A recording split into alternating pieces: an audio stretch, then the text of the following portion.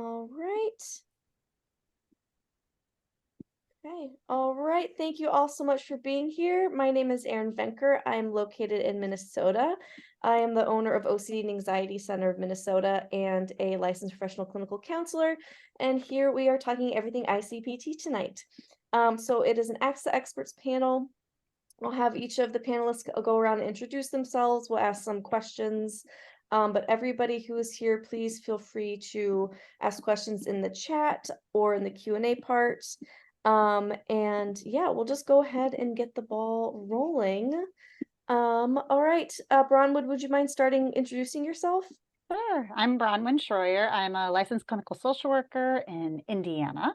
I have a private practice where I see OCD clients, and then I have a specialty area in the intersection of OCD and PTSD. And I'm also a co-founder of the OCD training school, so I spend a ton of time training and doing consultation around inference-based CBT, which I'm so excited to talk about. So I'm glad I'm here. Thank you so much. Angela? Yes, my name's Angela Henry, and I also have a private practice in Indiana. Looks like Indiana's ruling the screen today. So, Madison's not far away. I'm not. Awesome, where are you? Chicago. Oh, awesome. All right, that's great. Yeah, Midwest. It seems like a Midwest panel. Yeah. Okay. So I specialize in OCD and intersection of Tourette syndrome, BFRBs, and some trauma work as well. So excited to be here with you ladies today too. Thank you so much. And Miss Madison, Mrs. I should say Madison, congratulations, Madison. Thank you. Thank you. I actually am forgetting to wear it today, so I apologize. But hi, I'm Madison DeSilvio. I am a graduate level clinical intern that specializes in anxiety and OCD and dipping my toes into other areas, and really appreciating the fact that I-CBT is something that has personally helped me, as well as I'm seeing it help a lot of my clients and all these different potential disorders that we get to start to use it with. So I'm very excited to be here and talk about this modality, because ultimately I believe it's all about choice, and the fact that we have more than one treatment option is so exciting. Great. Thank you guys so much. Well, let's just start off with like the very basics. What is I-CBT? Who wants to take it? Bronwyn, I thought you would take it for sure. Okay, I'll do it. All right. So I-CBT is it stands for inference-based CBT. It's an evidence-based practice started in 1995 by this wonderful man named Dr. Kieran O'Connor, who I feel like I own my wellness to. My own journey with OCD, I'm a lived experience clinician, and I had 29 years of suffering before I found I-CBT. And I-CBT, I did that on myself. I was my own first client, and I was subclinical for the first time in my life in about 4 months. It was amazing. And so I-CBT has been around for a long time.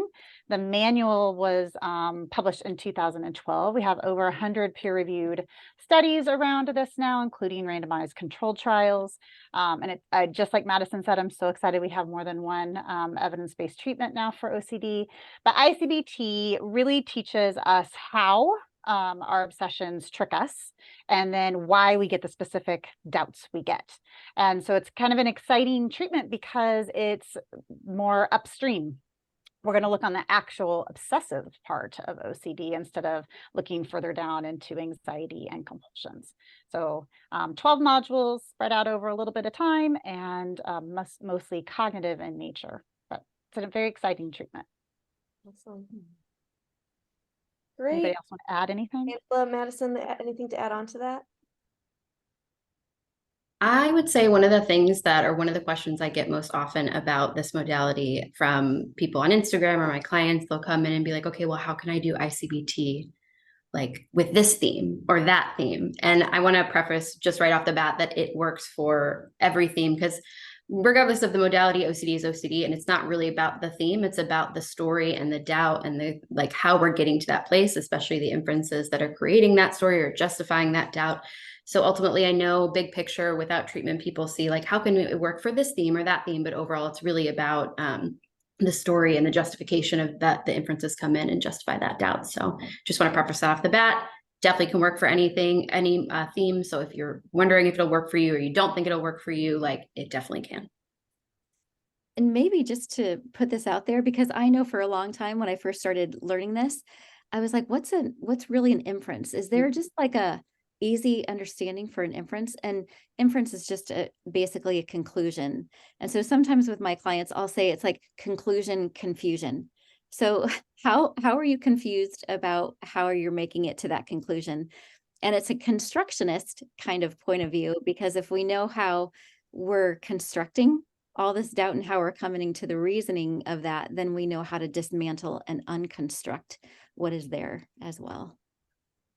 I love that term. How do you say confusion, conclusion? Conclusion, confusion. In conclusion, I really like that. That nails it. Kind of off of that, bouncing off of that, how would you guys describe how I-CBT approaches uncertainty? I've read a lot about kind of the difference between doubt and the difference, doubt versus uncertainty. And as like a primarily ERP clinician, dipping my toes in I-CBT, I'm used to the rhetoric of like leaning into the uncertainty and blah blah blah blah blah. But yeah, how would you kind of how does I-CBT approach that? I can Go go. ahead, Madison. So one of the main ways is that we don't necessarily see uncertainty as the problem. It's actually like the second half of the doubt, right? We don't see, if there wasn't doubt, there wouldn't be uncertainty.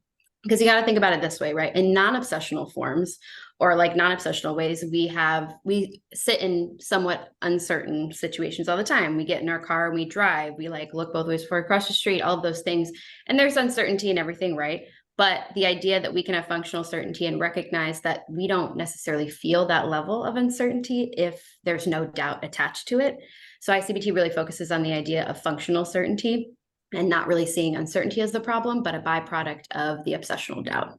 Because we would have certainty if there was no doubt to begin with. Right. Ooh, I like that. So another thing you can think about with this is that there's doubt and then there's worry / uncertainty. Uncertainty, you don't have information in front of you to solve what you need to solve. Doubt, when we're talking about obsessional doubt, and that is what we're talking about through an I-CBT lens with OCD, means that we do have something we could be trusting, which is our sense data. And when we talk about sense data, we're talking about different kinds of senses, not just your first, main 5. We talk about a series of them. But if you can trust those, then you can find certainty. So you're not going to hear an I-CBT clinician say, maybe you're a serial killer, maybe you're not, or maybe you're a pedophile, maybe you're not. The way Dr. O'Connor and Dr. Ardema came up with all of this, with the process that goes into the creation of the doubt, that means that we can undo that process and we can gain certainty in OCD. So uncertainty, treating like tolerating uncertainty, doesn't have to be a part of OCD treatment. It does need to be a part of anxiety treatment and other disorders. But within OCD, we can come back to trusting our senses and we don't need to tolerate uncertainty. And just I just love visuals. That's kind of how my brain works. Must be why we all love Canva so much, but but I typically will have I have a little sanitizer things on my table down here, and most of the time I sit on the floor with my clients, and well, I guess they sit on the couch and I sit on the floor, but I have this little bottle of sanitizer and I kind of put another bottle on top of it. And I talk about like the doubt being here and all the rest of the story being under here. And, if we can go after that doubt and knock it out of the way, it's like the whole house of cards falls. And that's kind of that constructionist approach again, too. But if we can understand how that's built and get it out of the way, like there's just nothing left. And I love kind of that visual when they can see like that whole thing fall down when we take away the doubt. It's just kind of a good visual to be able to see and understand that. Definitely, definitely.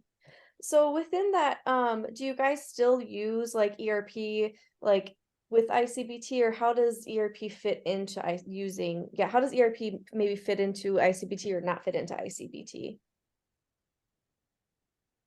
You want to go first? I can go. So main differences, there's a lot of differences between ERP and I-CBT. One of the main ones is ERP is going to see the doubting part of OCD as random intrusive thoughts. So these things kind of come out of nowhere, but they get appraised as dangerous, and now we're stuck in this story. But I-CBT doesn't say that. It says that we're actually creating these doubts through a specific type of reasoning that we're doing. So certain internal and external triggers catch us, and then this obsessional reasoning process starts and gives us that doubt. So we're creating it based on things that we know to be true in our world, but we're applying them in a way that doesn't work for this moment in time. It's not a relevant application.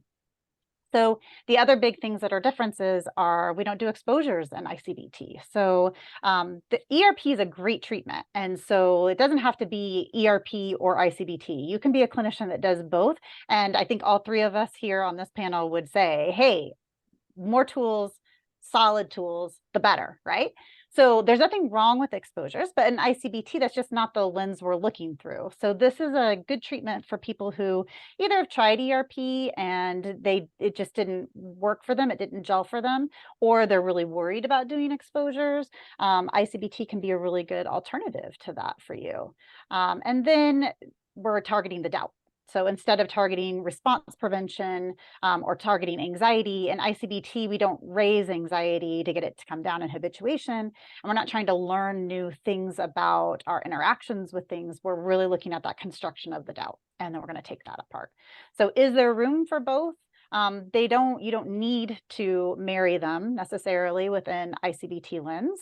But, if a client is not responding to I-CBT, then there's no reason not to then attempt ERP, and vice versa. Mm-hmm. I have to say, sometimes, even though they're both standalone modalities to use, there are times where I do use a little bit of exposure, especially with kids a little bit. Like just yesterday, we were doing reality sensing and talking about contamination, and if the doubt that you're going to be contaminated if you touch like a toilet seat, if that's not true, do you even have to worry about doing any compulsions? And if we're looking through the I-CBT lens, no. But he was having a lot of trouble trusting his senses in that moment. So we went to the bathroom and I said, why don't you kind of show me? I was a little worried because well, mom is a physician too, so I was a little worried about what she might think about this, but like, is it okay if we touch the toilet? And so I chose to do that, but let's show me the grossest part on the toilet. Let's just kind of look at that. If I were trusting my senses right now, what would that look like? And so we did a little bit of reality sensing, but it was also a little exposure-y too. And so, how can I trust myself when I know that I've cleaned my hands enough? Let's sing the happy birthday song 3 times and let's clean. So I did that. But we were able to look at the doubt too. If I were trusting my senses, would I need to be worried about how long I clean my hands, or if I really had germs on my hands? So I think there are times that you can throw a little bit of one modality into the other, but they are both standalone treatments and both great. But I think it's just where your comfort level is on which you want to use, or your client's preference and kind of where they're at. I can speak a little bit from the personal aspect of actually doing both ERP and I-CBT at the same time. So slight story time personally, because I am a lived experience clinician as well, was doing ERP for a long time. My clinician saw it was helping, but it wasn't helping to the extent that I personally would like. So she's like, let me try and do this modality with you. But she also really hadn't had much training in it, but really wanted to provide me something else. So there were components of ERP that I learned that were very difficult to unlearn while doing I-CBT. So there was and the reason why personally I don't know how well they'd work together is because for me, I-CBT focuses on like the cognitive process and really kind of trying to pay attention to how this is actually happening, where I-CBT is like, or where ERP is very much like, well, it doesn't really matter, so let's not look at it. So I've come from this perspective of like, okay, I can't look at that, But then the other side, my therapist is like, but make sure you like look at that. And it was just very difficult to kind of balance the two off the bat to make sure that I was still doing kind of that response prevention piece, but the response prevention piece kind of went against the way of like how we're looking at something. So I do personally think that in terms of going one from the other, that can definitely be helpful. I mean, there's clients that come in, which I don't know if we'll talk about this later, but there's clients that come in that I don't know if they're at that level to be able to do that cognitive work yet. So starting with ERP and then transitioning over when some of those distressing compulsions have come down a little bit. So that's a little bit of my personal experience and why I don't necessarily mix the two or feel like they can be mixed in the same way. But yeah. Yeah, because I'm curious for like contamination OCD, because I always feel like yeah, I guess I'm again still I-CBT newbie, so I'm not really familiar with how I-CBT would approach contamination, but I guess I always think of contamination as such like an exposure focused therapy. Do you know, where you like get your hands dirty, or you touch the things and then you resist washing your hands, etc. So how does that work with I-CBT? Because I guess I just don't, yeah, I'm like, but you got to get dirty. Contamination was it was the biggest theme I have struggled with in my entire life. It was very debilitating. And I could not habituate. I could not do it. I did not ever get there. And doing I-CBT was really interesting because I never thought there was anything that could touch my contamination OCD. But I am eternally curious. And so that cognition piece of it was the missing part for me. And there's a lot of ERP clinicians that can do really good cognitive work as well. But since I-CBT really pushes towards the cognitive, what you're going to do is we're not ever going to argue with our clients about how germs are on surfaces. Sure, there are. There's microbes on surfaces. And this is one of the things I love about I-CBT, and what actually like sucked me in right away is that we talk to our clients about why they believe these doubts. We want to know why their reasoning is underneath it. And that was so validating for me. But then I realized that I had all this selectivity of doubt. I was making up arbitrary rules around contamination. I wasn't worried about the air, for instance. I was just worried about surfaces. I was missing psychoed too. So yes, microbes are on all surfaces, but that doesn't mean that they're dangerous, that they're viable, that there's enough of them to overwhelm my immune system. And I'm choosing to think of them as like danger only in certain places. So we do a lot. Doing I-CBT is like layers. We take it apart in very small pieces. We talk about the OCD bubble. And so what I look at it is we're putting tiny cracks in that OCD bubble until the bubble just falls apart. And so part of that are these selectivity of doubt exercises. Why do you apply this rule here and you don't here? And that's one of the most effective tools within contamination OCD.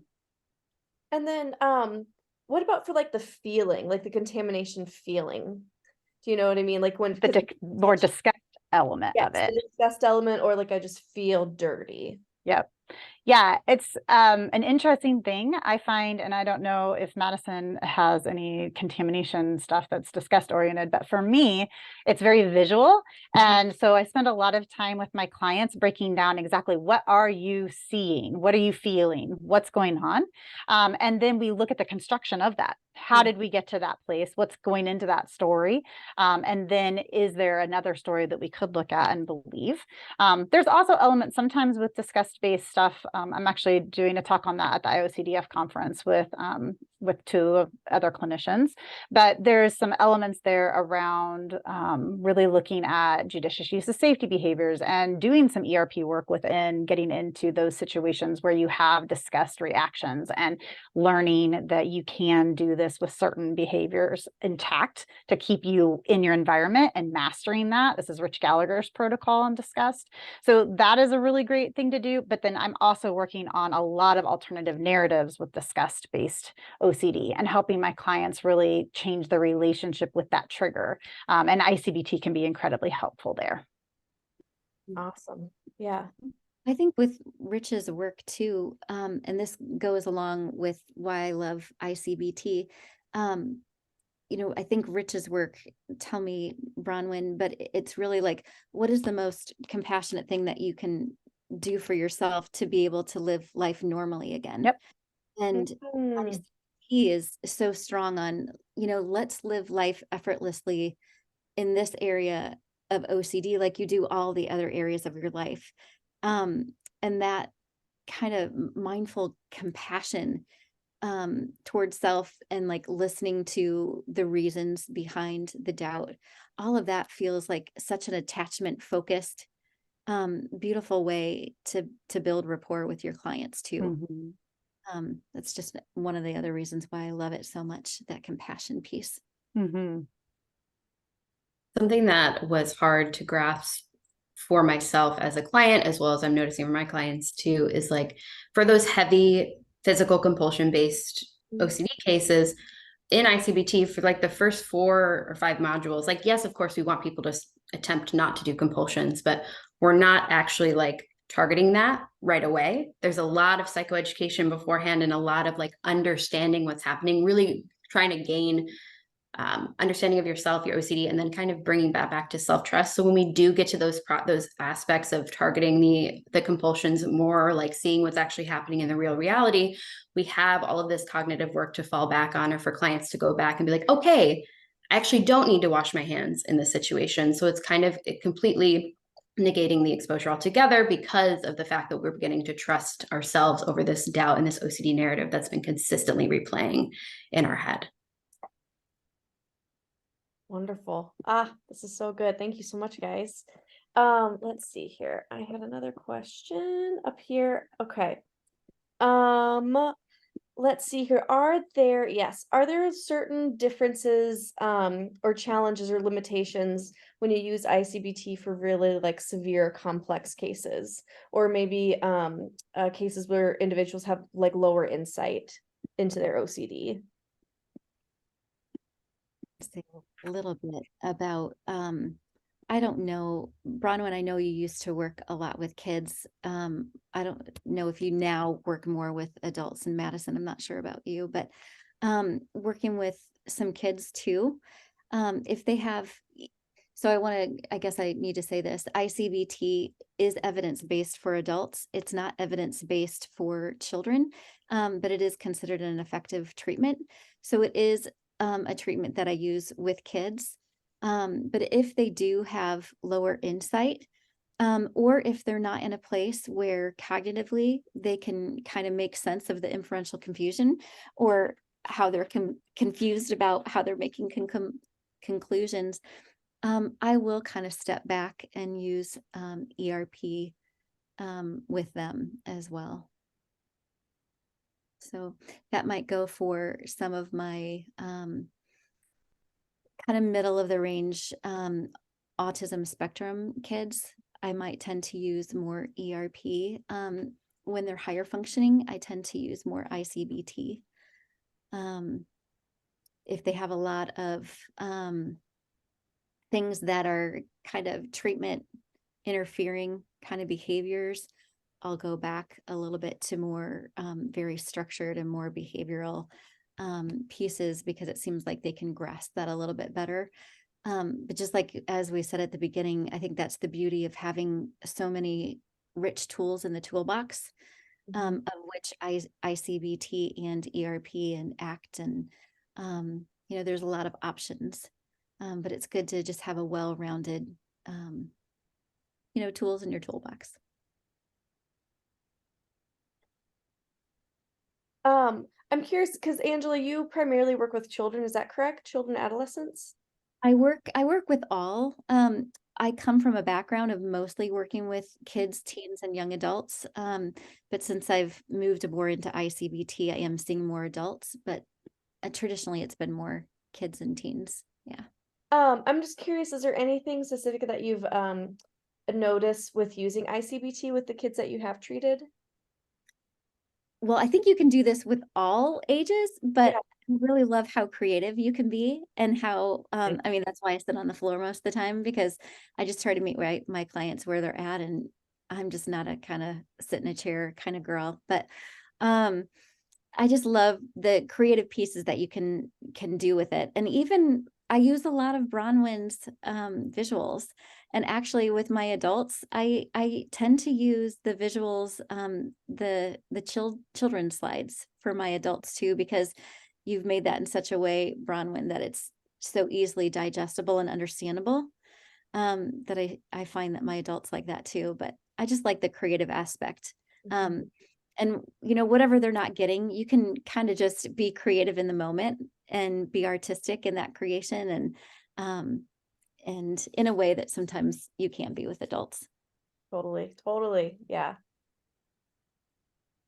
To come back around to your original question that Erin about like overvalued ideation and stuff, actually there's a research study that shows that I-CBT actually may be more effective with clients who have that, maybe a little bit more buy-in to their beliefs, Right. because we're coming at it from a cognitive place. And so as you are breaking down that construction process of that doubt, that can be actually beneficial. It doesn't mean that it's going to happen overnight. It can take time, but it's actually showing that it might be more effective than other treatments. Okay, good to know. The other question I was curious about is factors to be mindful of when it comes to treating diverse populations, such as BIPOC populations, ASI populations, or the queer population. Anybody want to go? I've got stuff I can say. Yeah, Bronwyn or Madison? Madison, you go first. Okay, so one of the main things that I've become aware of, or trying to become more aware of going through this process, one of the main things we talk about in I-CBT is like the reasoning categories, or if you will, the inferences that are happening for this person and what brings them into the doubt. And in me saying this, I'm going to preface every person's personal experience with certain things are valid and important, but I want to pay extra close attention and do a lot of validation and maybe some processing if there is a trauma aspect of it, because a lot of the personal experiences with BIPOC and queer communities, I mean, the world is created in a way that their identity is always targeted. So although it is an inference that this might mean this, it also greatly impacts the way that they view themselves and think. So I don't want to invalidate that as like, oh, that's just an inference, but it's an inference with other components involved that are valid and real and true. So that's something that I would definitely like to point out for anyone that is doing I-CBT with BIPOC or queer communities, or any diverse or populations, to make sure that we're aware of those personal experience pieces that are systemic and can't be necessarily changed, that does directly affect the client's identity. So that would be my main thing with I-CBT and doing that work. But yeah. Nope. Yep. That's perfect answer. I was going to say something exactly similar. It's really important. And that's one of the lovely things about I-CBT is we do go straight into that content and we can hear those stories, those personal experiences that truly happen to people that the OCD can then hijack and use to support in this moment that this bad thing might happen. Well, if these bad things have happened to you, that's relevant trauma. It doesn't mean though in this moment that bad thing's happening again, and OCD can hijack that process. So we want to make sure we're validating here and not invalidating those experiences as we're working on the OCD. The other thing I wanted to say with this question is I want to throw out a couple of resources. Yes, So, please. and this is not an I-CBT related resource. However, like these two women, I just love them. Their names are Bianca and Erin, and they have a mission. Like they're on a mission, and I just love it. I am totally here for it. But this is the women from ERP Kaleidoscope. You can follow them on Instagram. They will have a website starting up very soon. And Erin and Bianca are awesome. They are trying to get more and more BIPOC clinicians trained, and then also link BIPOC clients, sufferers to those clinicians. And I just think that that's a really important message. It is, we know that it's helpful for people to be in a space with someone who understands that story and they don't have to teach it. And so I just want to say a big shout out to them, and they are awesome, and everyone should follow them on Instagram and support their new thing that they're doing. And then the other resource that I just want to throw out there for people in the queer community is Dr. Caitlin Pinciotti. Anyone who ever attends a talk from me probably hears about Dr. Caitlin Pinciotti. I think I'm her #1 fangirl. I just love her. She's amazing. She's so smart. And she is the #1 researcher within the queer population in OCD. She just did the first ever data collection about how OCD is impacting the lives of the queer population. And so we're going to have more research coming out about that. And I just think it's absolutely fabulous. But so those two things I just wanted to give a plug for. Would you mind putting that those people. I found Bianca's Instagram and an Instagram post on the kaleidoscope. I couldn't remember how to spell kaleidoscope. Yeah, I'll put it up there for you Would you guys. mind plugging it in? So for all the attendees, if you go into the Yes. chat, then we'll have those resources there for you. And please, any of the attendees, please feel free to ask it any questions. I believe you can ask the question anonymously, or from the ERP therapist, use it as an exposure time, and challenge the story maybe too. All right. Can I give Madison too? Madison, I just joined your Instagram too. Oh, thank you. Yeah. I I- actually, Yeah. Oh, I'm on mute. I'm on mute. I actually found Madison on Instagram, and I reached out to her because, yeah, Madison, I love your Instagram and what you're doing. So, I second that. I was actually so excited yesterday. I got a message about somebody was like, I'm so glad that you talk about I-CBT. I now have like an I-CBT therapist and it's helped me so much. And I was just like, the fact that just sharing about the content gets people to find what they're looking for and get what they want out of treatment just means the world. And that's why we got to talk more about it. Because if you don't know it's there, we can't access it. I think you were actually the first person that I learned of from I-CBT. I think, yeah, yeah. And I That's like to probably think I'm a fairly well-informed OCD therapist in, in Minnesota, but I hadn't heard of it, so it was exciting. Mm. Awesome. Okay. Any questions from attendees? Otherwise, I got plenty. Okay. What would you say is one of the most surprising things that you've seen in treating clients with I-CBT? Or is there any like a moment that you feel like when you're working with your clients is just like the satisfaction, like aha moment? We've kind of reached a point that's going to be the turning point. Yeah. It's so, I mean, personally, it's so exciting. And again, I won't give too much of this client's information away, but we had like a session yesterday and we were on 5. We just did 4 last week. And the moment that it clicked for them, I could see in their eyes are like, my whole entire world makes sense. My vulnerable self theme, it's not even about this, it's about this. And then yesterday doing module 5, like they started saying things that like, again, without prompt, that were just very like, there's no way during first meeting that they would have like said something, or they said something very similar first meeting and then contradicted it. And then this meeting said it, but never had the thought or like process to contradict themselves because of the level of self-trust, or starting to gain that self-trust, or like slowly pulling down like the man behind the curtain of like, this is actually what's going on, is just so insane and amazing. And I'm noticing clients get more frustrated with their OCD now than anxious, which I think is really cool too. Not that you should be excited about being frustrated, but just the simple idea that you're like, I know this is dumb, so like let it go, brain. It's stupid. And I think that's just so great. I really love watching that process unfold and have that self-trust and know that they can bank on themselves versus like the unknown or whatever it may be, or the OCD story. So Totally. I don't know how your girls feel, but it feels like such sacred work. Because I think all of us who use I-CBT, can see when that moment shifts. And it really is a beautiful thing to be able to sit at the feet of change and seeing it literally on their face and their countenance, and be part of it along with them, and to collaborate in such a beautiful way. And I think for me, it is all about the agency. So I know in my own journey, I needed to understand the how and the why. I needed to understand why these particular thoughts, which we in I-CBT can link to this concept called the feared possible self, which is this theme that runs through all the doubts that somebody with OCD has. It all comes back to this one person that you don't want to become. Mine is that I don't want to be negligent. And so all my scrupulosity OCD, all of my contamination OCD, all of my accidental harm, it all linked back to me not wanting to become negligent. That was a huge piece. It was like the giant piece in the puzzle right in the middle. And then I just needed to like go through and figure out all the rest of it. And So that agency of, okay, I'm constructing these stories, it's happening lightning fast. A trigger is there. I don't know that process is happening. And then the doubt's coming into my mind, but there is this process. If there's a process, then I can undo that process. That level of agency is amazing to me.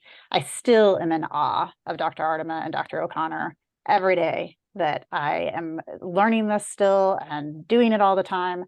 I'm just in awe that it came out of their brains. Wow, that's fantastic. Kind of bouncing off what you guys are talking about with the vulnerable, how do you say it, the vulnerable self theme? Am I saying that correctly? The language is starting to change over to feared possible self. Yeah. Okay. Feared possible self, because I had always, when I first read about that, I kind of had thought of it as like sort of the core fear, when we talk about like the core fear. In OCD, could you guys explain a little bit what the vulnerable or feared self is and how that might compare or be different to, what we to the core fear? That makes sense. That makes sense. Yeah. Okay. Yeah. I mean, core fears can be events or identities, right? And a feared possible self is always going to come back to an identity. So it is truly this link. So no matter what doubt, I'm never going to be susceptible to doubts around me being a purposefully bad person. I'm never going to have OCD around that. That doesn't affect me at all. If I don't interpret something as me potentially being negligent, it's never going to hook my OCD. My OCD doesn't touch it. So people can have all different kinds of feared possible selves. Mine happens to be negligent. People will put words like careless, inattentive, reckless, immoral, I'm a bad person, I'm dangerous, I'm an evil person, all of those things. And that's going to be the thing that links it. So if you imagine you're walking through life and you're going about your day, and there's a lot of things in your life that don't hook your OCD, but then you get hooked. Why is that? It's because of your feared possible self. But it is just another doubt. It's just a doubt about the self. And so we undo that doubt the same way we do all others. But core fears are different because it's kind of like the worst case scenario that you're worried about the very bottom, right? This downward arrow process to get to. That doesn't necessarily link across all doubts. It's going to be specific to a doubt. Whereas in I-CBT, we're going to find this ultimate storyline. And then it's like this magnet. You walk through life and it's just, that's what one of my kid clients said. He's like, it's a giant magnet. I just walk through life and that just sucks things right to me that then my OCD is going to worry about. And I was like, that is brilliant. It was perfect. Like kids, they're the best. And so that's the difference. And it's very empowering when you figure out, I'm never going to get hooked by all these other things. It's only going to be this stuff. Okay, cool. I can work on that. One of the things that comes up for my clients too, after we figure out the vulnerable self theme, they're like, but like, why this theme still? Like they understand that it's like the vulnerable self theme is this, but then why this thing?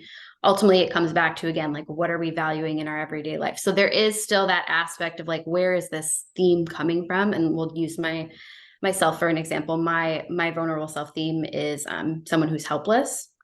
So all of my health OCD, all of my schizophrenia or psychosis OCD, derealization, those types of things all revolve around the idea that one day I'll be like helpless or I can't get out of something. But I'm not necessarily like, you can be helpless in like or you can be, fear other ways or situations where you're a person that's stuck or these things, but those themes don't latch as much because of the idea that someone that in my brain, someone that are the things that I value are like my competence and my self-worth and the things that I attach to as valuable. So that's why it goes to like schizophrenia or health or whatever it may be, because those are things that I can't necessarily like change about myself or get stuck. I'm saying it and I hope it's making sense or it's catchy. I'm trying to get at, but like, yeah, because I had a similar thing. When I'm like someone who might have like relationship OC or something is like, why doesn't it matter about my friends? And it's because like their partner, significant other, is the most valuable person in their life. That doesn't mean that that's why their vulnerable self theme is that way. That's something else, but kind of uncovering that has been helpful for some clients too. I know as I'm kind of talking to, clients about this and sort of introducing it to them, the thing that even, again, coming from the ERP background, when I first read it, I was like, what? Like, we always say like the content doesn't matter, the content doesn't matter. And now we're saying the content matters. And, at first I was like, huh? And then my client's like, no, like that's terrifying. What do you mean the content matters? But how would you, kind of talking to clients for the first time and sort of like, um, explaining to them the content matters and this is why, but not in the way that you fear. How do you explain that to them? For me, if it's cool, I feel like I talk a lot. The way that I describe it is like, the content is not about the obsession, it's about what's sucking us into the obsession. That's the content that we're targeting. We're not targeting like why relationship OCD or why health or why this, why that, but like how are we getting to this place? What inferences are we making to come to the conclusion that this doubt is relevant? So the content matters of like that in terms of that process, not actually like the surface level of like what's actually the obsession and all of those types of things. Great. Yeah. Yeah, it's a good answer. Awesome. What about shame?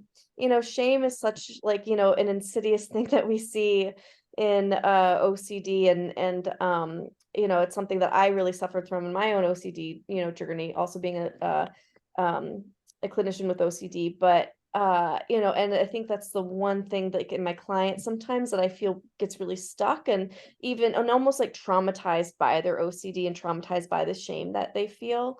How does I-CBT approach shame, or how does it help with the shame?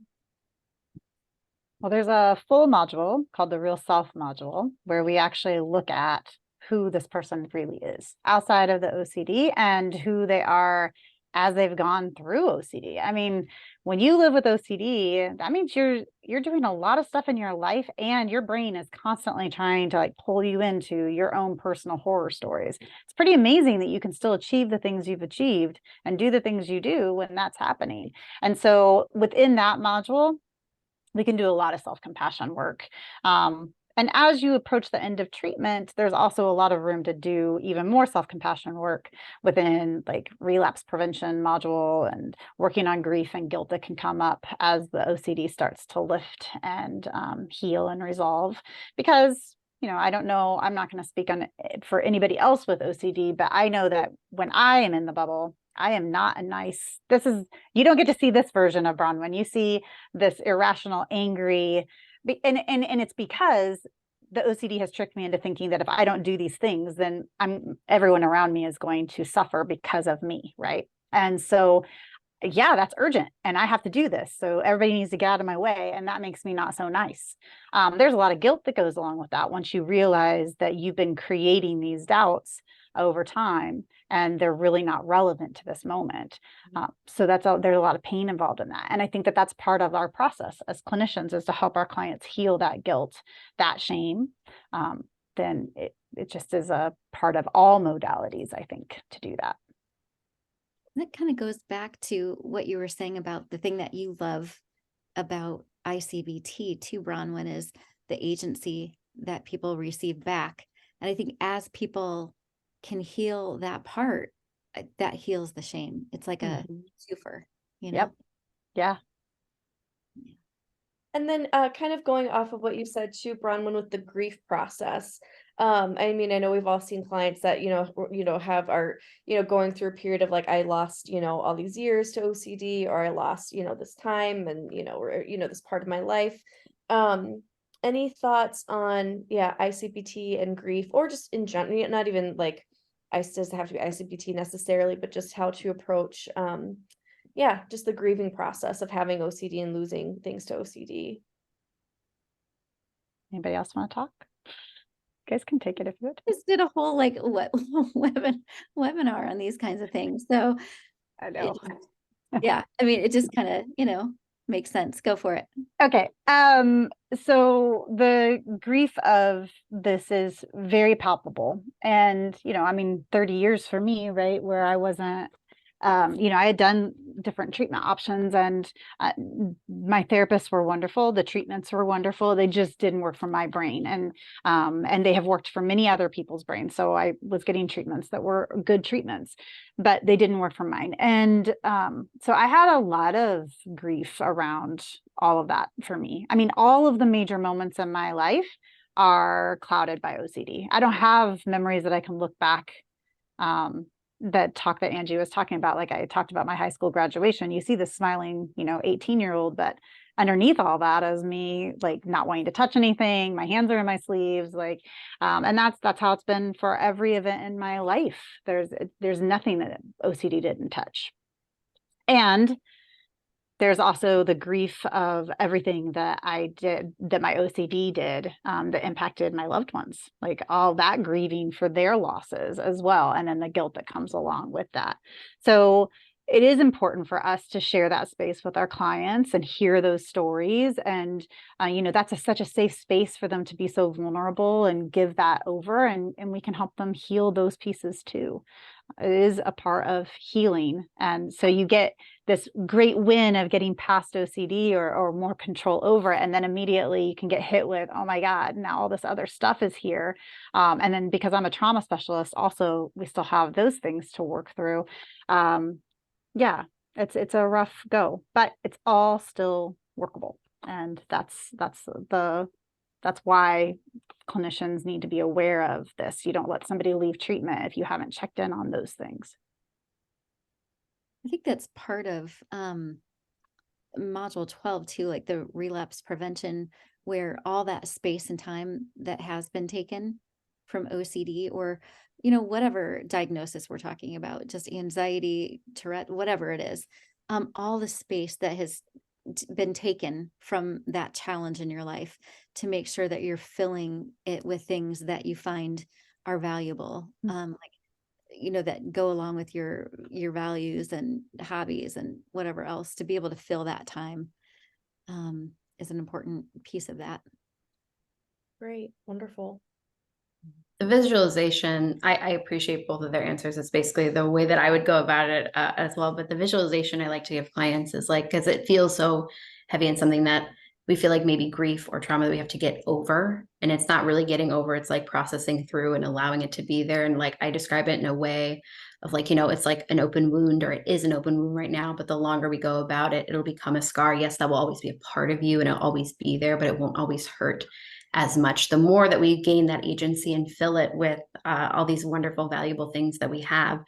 But unfortunately, we will look at it sometimes and feel that pain or feel that hurt, but know that that's something that we have grown from or grown through. Again, I don't think we can ever necessarily get over, but allow space for that process and not necessarily be as mean to ourselves as we were during those times.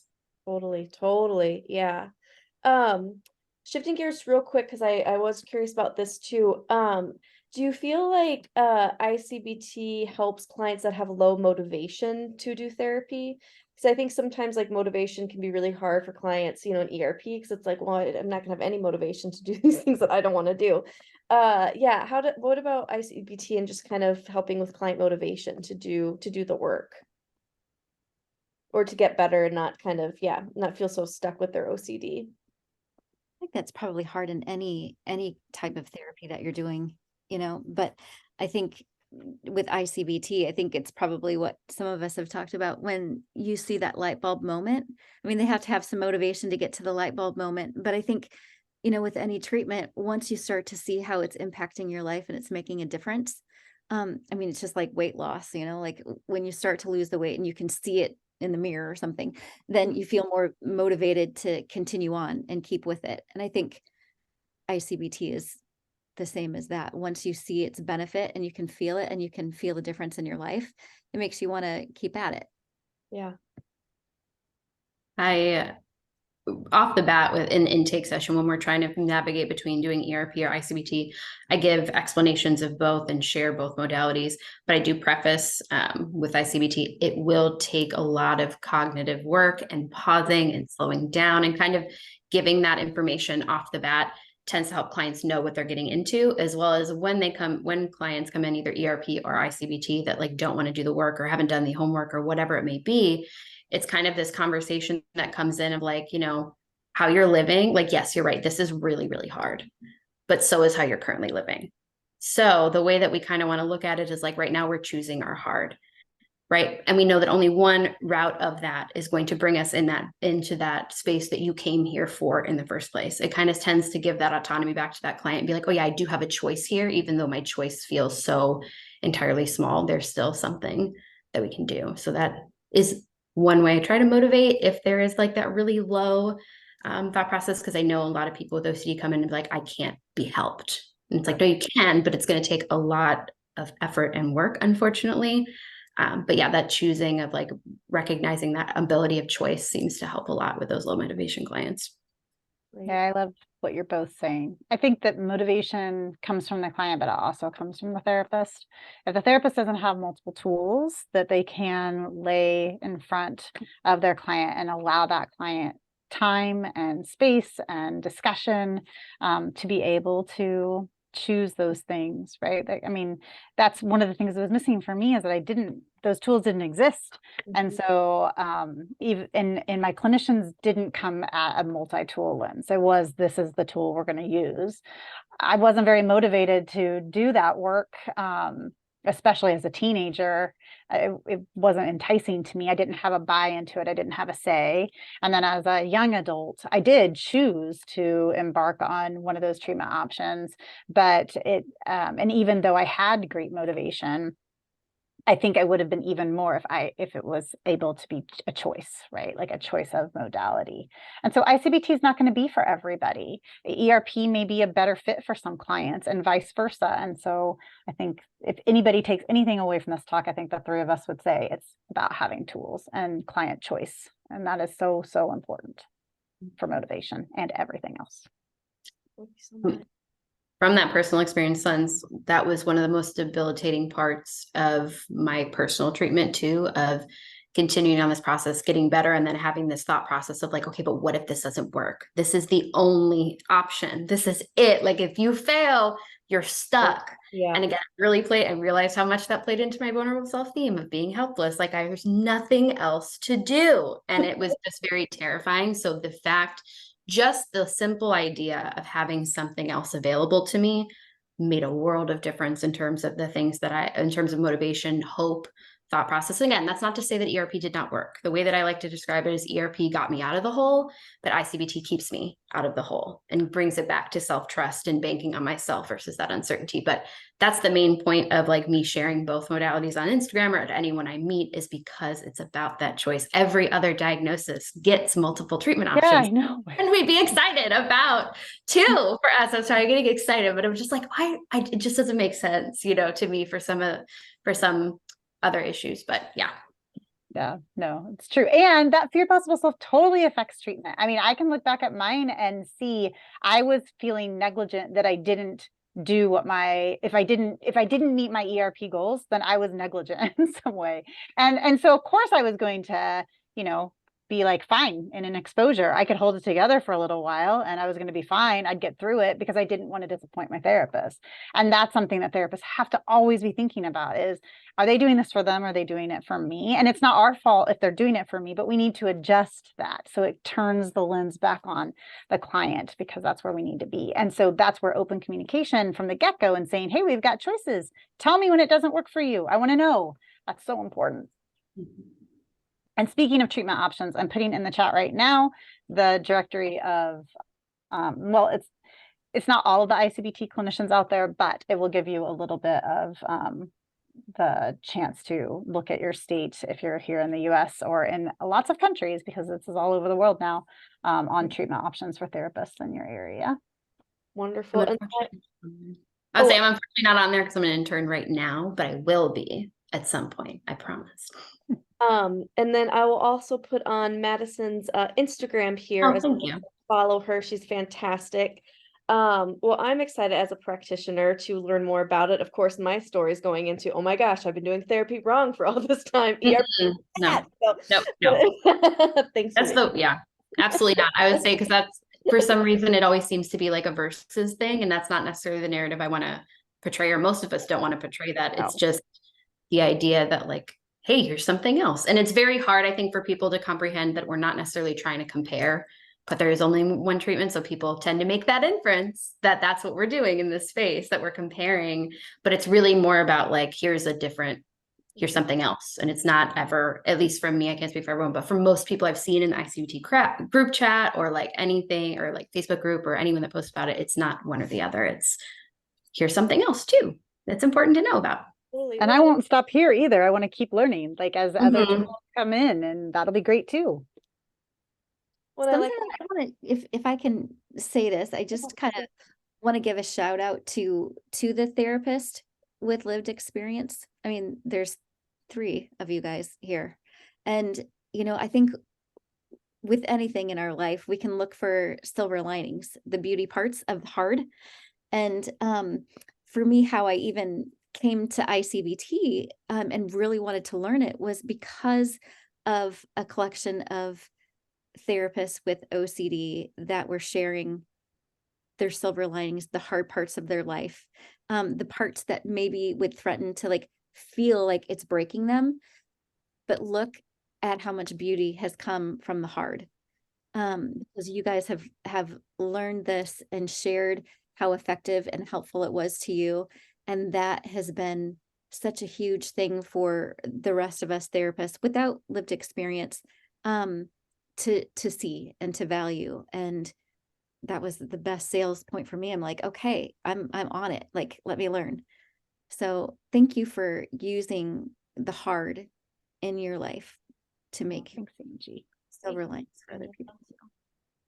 Well, thank you for the work that you do for people with OCD and OCD sufferers. It's just huge. There's not enough clinicians out there that have OCD. Again, in grad school right now, the first time I heard of ERP was in my own treatment. So best believe all my internship classmates know what POCD is and harm OCD is and all the taboo themes. So we don't end up putting people in the wrong place. So yeah. So I appreciate you being like dedicated to learning such a different type of treatment modalities and things, because it's so different than all other diagnoses. Well, thank you all so much for being here. I really appreciate it. Unless any of the attendees have any last minute burning questions. Anybody? No, we good? Well, thank you all so much for being here. I really appreciate you coming and chatting with me, and yeah, just being part of OCD Awareness Week.